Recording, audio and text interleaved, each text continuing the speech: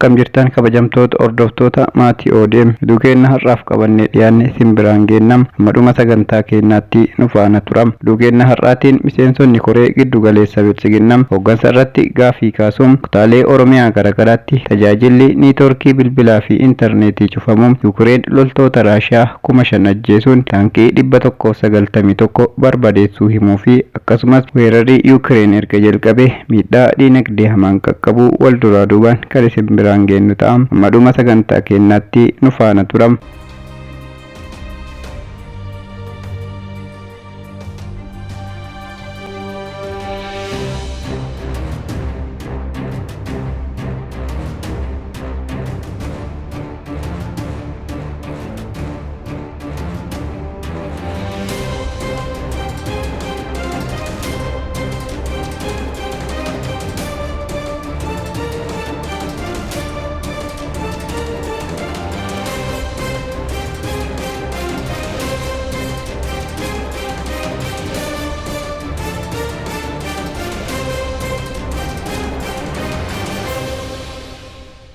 Miseensonni koree giddu galeessa bilchiginnaa hoggansa irratti gaafii kaasuutu dhaga'ame. Kufaatii siyaasaa Itoophiyaa mudatee ilaalchisee miseensonni koree giddu galeessa bilchiginnaa hoggansa paartichaa irratti gaafii kaasuun dhaga'ame. Rakkoo waraanaa, gaga'ama siyaasaa fi kufaatii diinagdee waliigala Itoophiyaa keessatti mudateef sababaan rakkoo hoggansaa ta'uu fi kunis biyyattii dhiibbaa keessaa fi alaa hamaa ta'eef saaxiluu isaa miseensonni koree giddu galeessa paartii bilchiginnaa dubbachuu isaanii maddeen keenya nu biraan ga'aniiru. Rakkoo keessoo bilchiginnaa giddu galeessa fi dameewwan paartichaa keessatti uumame hordofee Abiy Ahmad waltajjii ariifachiisaa koree giddu galeessa bilchiginnaa waamuu ragaaleen agarsiisan dursanii bahaa kan turan yoo ta'u, waltajjii ariifachiisaa koree giddu galeessa bilchiginnaa kanarratti komiin sirnaa fi naamusa akkasumas gaafileen ga'umsa hoggansa paartii bilchiginnaa irratti ka'uu isaanii maddeen sirnichatti dhiyoo ta'an ibsaniiru. Akka maddeen kanatti Abiy Ahmad paartii bilchiginnaa qabeenya dhuunfaasaa godhatee jira. Osoo nuti akka koree giddu galeessatti hin beekin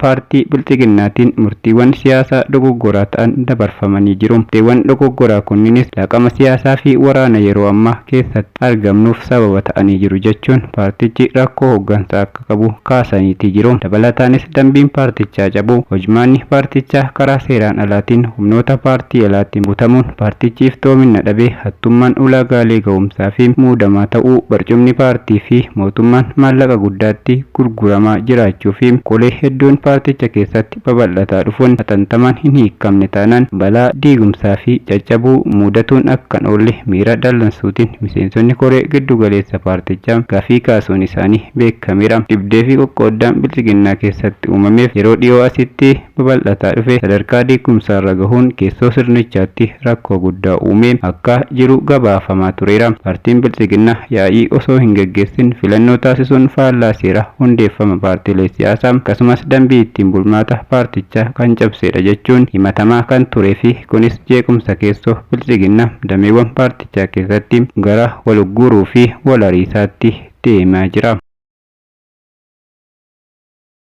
Kutaalee Oromiyaa garagaraatti tajaajilli niitoorkii bilbilaa fi intarneetii cufamuutu dhaga'ame. Hawaasa lixa Oromiyaa irraa tajaajilli intarneetii erga ugguurame ji'oota 8 caaleera. Lixa giddu galeessaa fi kibba Oromiyaa irraa tajaajila niitoorkii bakkoota hedduutti addaan citee jiraachuutu himame. Kutaalee Oromiyaa kunniin waggoota 3 darbaniif lola waraana bilchiginnaa fi waraana bilisummaa Oromoo gidduutti taasifamuu keessummeessaati jiru. Ajjeechaan hidhaa qe'ee irraa buqqifamuu, saamamuu fi qabeenyi isaanii gubamuu dabalatee hawaasni naannolee kanneen keessa jiraatu gidiraa hedduu argaa jira. Rakkoon uummanni keessa jiru kun akka hin dhagaamnee fi yakkii uummaticha irratti itti fufiinsaan raawwatamaa jiru kun akka hin saaxilamneef ammoo bilchiginnaan tajaajila intarneetii fi niitoorkii bilbilaa bakkoota hedduutti balleessee jira jechuun jiraattonni komataniiru. Godinaalee Wallaggaa afran, Shawaa Lixaa fi Shawaa Kaabaa akkasumas kibba Oromiyaa iddoowwan garagaraatti tajaajilli bilbilaa fi intarneetii cituun waraanni cimaan uummata meeshaa maleeyyii irratti adeemsifamaa jira. Keessumaa Wallagga Lixaa fi Qeellam Wallaggaatti tajaajilli intarneetii guutuu erga cufamee ji'oota 8 caaleera. Bilbillis bakka hedduutti hin hojjetu jedhanii. Kana malees niitoorkii cufanii sagalee ukkaamsuun yeroo garagaraatti Salaalitti manneen jiraattotaa ibiddaan gubataa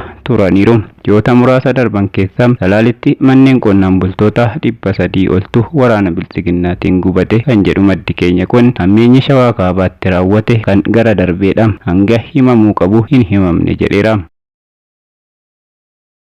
weerarri Yuukireenii erga jalqabee miidhaa diinagdee jabaa dhaqqabsiisutu dhaga'ame. Erga guyyaa jalqabaa sababa weerara Yuukireeniin qoqqobbii jabaa Raashiyaa irratti darbee maallaqni Raashiyaa raabiilii doolaaraan yeroo sharafamu parsantii 30 ta'uun gadi bu'eera. Kuni riikaardii haaraa galmaa'e yoo ta'u yuuroonis akkasuma parsantii 1 gadi bu'eera. Erga waraanni kun eegalee gatiin boba'aas akka malee dabalee jira. Weerara Raashiyaan Yuukireen irratti gaggeessite hordofee tarkaanfiin tibbana fudhatame gama diinagdee fi hawaasummaan gatii Raashiyaan baastu akka dabalu godheera. Lammiileen Raashiyaa hiriira guddaa eeggatanii maallaqa baafachaa jiru. Kaardiin baankii isaaniis hojjechuu dhabu sodaa jedhu qabu yookaan ammoo hammi maallaqa baafachuu danda'anii nu jalaa murtaa'oo ta'a jechuunis namoonni sodaatan ni jiru. Akka bulchitoonni jedhanitti tajaajilli baankii Ispeer baankii kan jedhamu kan qabeenyummaan isaanii mootummaa Raashiyaa ta'e kufee jira. Tarkaanfii haaraan seentiraal baankii Raashiyaa irratti darbe ammoo kuufama maallaqa biyyoota alaa qabu doolaara biiliyoona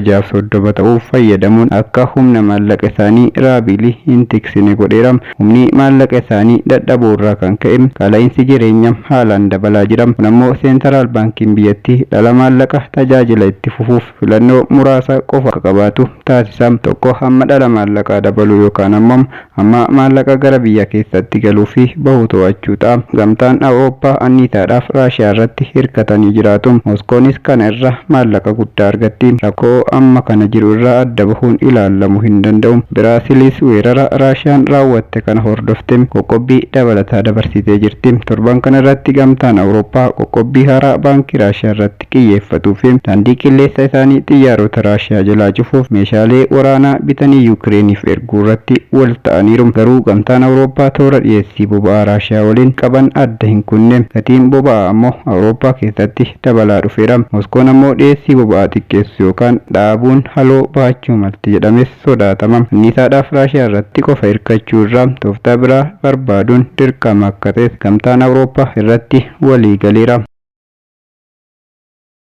Yuukireen loltoota Raashiyaa 5,000 ajjeesuun taankii 191 barbadeessuu himte. Ministeerri ittisa Yuukireen waraana guyyoota 4f loltoota Raashiyaa biyya isaanii weeraran irratti godhaniin loltoota Raashiyaa 5,000 ol ajjeesuu himaniiru. Ibsaa fuula feesbuukii isaanii irratti baasaniin qondaaltonni Yuukireen tilmaamaan 5,300 ta'an ajjeefamaniiru. Dabalataan lola kana irratti taankii waraana Raashiyaa 191 fi jettii waraanaa 29 barbadeessuu ibsee jira. Waraana kana irratti helikooftara waraanaa 29 fi konkolaattonni waraanaa siviilaan haguugaman 861 ta'an humna waraana Yuukireeniin manca'anii jiru. Humni ittisa UK Raashiyaan jalqabuma waraana kana irratti akka malee haleellamte jedheera. Ibsi kun erga ministeerri ittisa Raashiyaa loltoota isaanii irraa miidhaan guddaan gahuu gaafa dilbataa himanii boodaadha. Garuu qondaaltonni kunniin miidhaa akkamii akka irra gahee ibsuu hin dandeenye. Haa ta'u malee taajjabdoonni Yuunaayitid Neeshin guyyaa waraanni kun jalqabeerraa namoonni nagaa 94 ajjeefamuu himaniiru. Weerarri kun miidhaa namoomaa guddaa dhaqqabsiisa. Lakkoofsi namoota miidhamaniis kana caala dabalaa deema jedheera. Kun kanaan osoo jiru marii nageenya Raashiyaa waliin eegaluuf jilli isaanii daangaa Yuukireenii fi Beelaaruus dhaqqabuu qondaaltonni Yuukireen himaniiru. Dhimmi ijoon marii isaanii dhukaasa dhaabuun loltoonni Raashiyaa daangaa Yuukireen keessaa akka ba'an gochuu akka ta'e himaniiru. Duraan mariin har'atti qabamee ture kun sababa hanqina meeshaalee fi rakkoo nageenya guyyaa biraatti darbeera jedhamee ture. Pirezidaantii Yuukireen dilbata kaleessaa ibsa kennaniin marii kana irraa bu'aa guddaa hin eegnu jedhaniiru. Garuu yooma waan xiqqoo ta'es carraa kanatti fayyadamu ni yaalla jedhaniiru. Yoo kana goone namni kamiyyuu Yuukireeniin waraana dhaabuu didde jedhee nuun qeequs jedhaniiru. Biyyoonni Awurooppaa qoqqobbii ciccimaa Raashiyaa irratti dabarsuun cinaatti Yuukireenis deeggarsa meeshaa waraanaa gochaati jiru. Kun ammoo Puutiin niikulaara isaa akka dhukaasu taasisuu mala jedhamee sodaatamaa jira. Sababa waraana kanaan lammiilee Yuukireen 400 fi 22,000 ta'an biyyaa bahuun gara biyyoota ollaatti baqataniiru. Lammiileen 100,000 ta'an ammoo achuma biyya keessatti qe'ee isaaniirraa buqqa'aniiru. Hojjamtoota hordoftoota maatii ODM duunkeenya har'aaf qabannee dhiyaanne kana fakkaata. Dubirootiin hanga walitti deebinutti nagaan nuuf tura.